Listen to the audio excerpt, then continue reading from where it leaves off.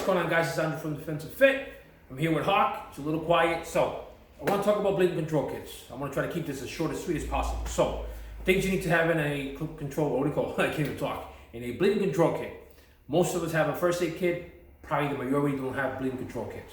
Bleeding control kit is pretty much equipment or gear, things you would need for excessive bleeding, either some sort of chaos, rioting, shooting, training, war, whatever the case is.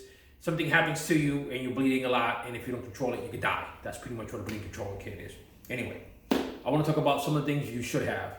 I'm not going to go into detail in regards to how to use them, but I just want to tell you the things you should look into. If you've taken no sort of training whatsoever on bleeding control, like a Stop the Bleeding class or Advanced Control Bleeding, I teach mine on Saturdays from 12 to 1. If you guys are interested in the class, if you're in New Jersey or New York.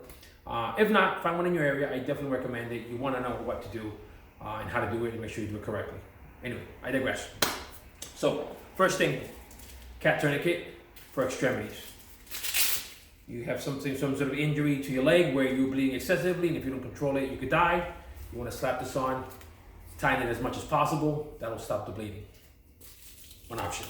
Another type of tourniquet, which is the most common one, is the SWAT tourniquet. It's a big elastic band. Again, doesn't have the high rating that the cat tourniquet does, but it can be applied. This is good for children or anyone that has very small arms. The cat tourniquet, I believe, is a 5-inch, diameter. So if the arm's smaller than that, it's not going to tighten enough. You won't be able to tighten it strong enough where it will stop the bleeding. So this is another option, especially for kids. So I recommend it again. Cat tourniquet, SWAT tourniquet.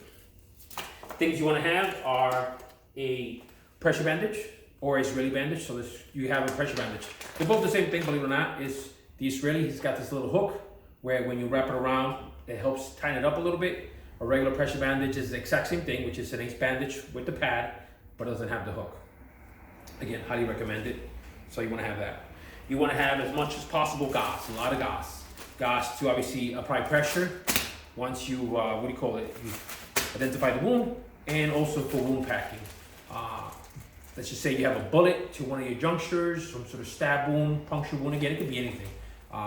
Whatever the case is, but you want to be able to pack that gap, that hole there with enough gauze so the bleeding control comes, and then you wrap it about.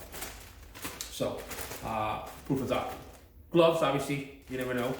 For PPE, personal protection, you may want to have gloves.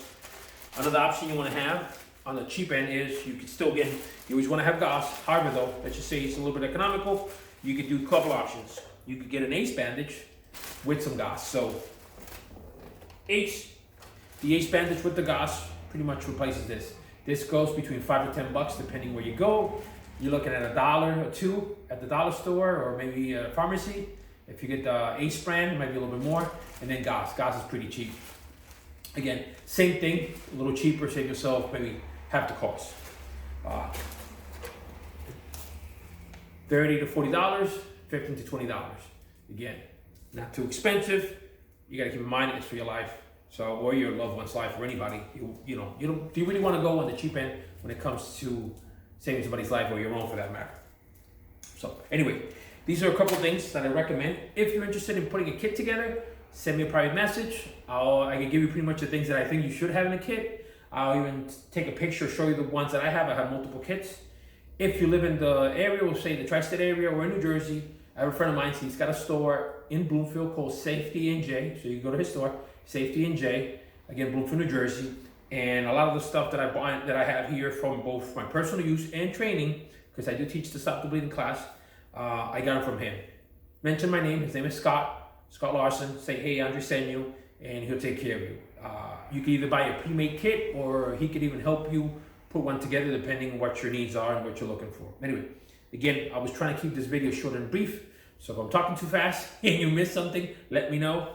But I wanted to keep it under 5 minutes if possible. Anyway, get a bleeding control kit, build one, buy one, get it, learn how to use it. You can save somebody's life, especially your own. All right? Like, subscribe. Until next time, Andrew from Defensive Fit. Talk to you soon.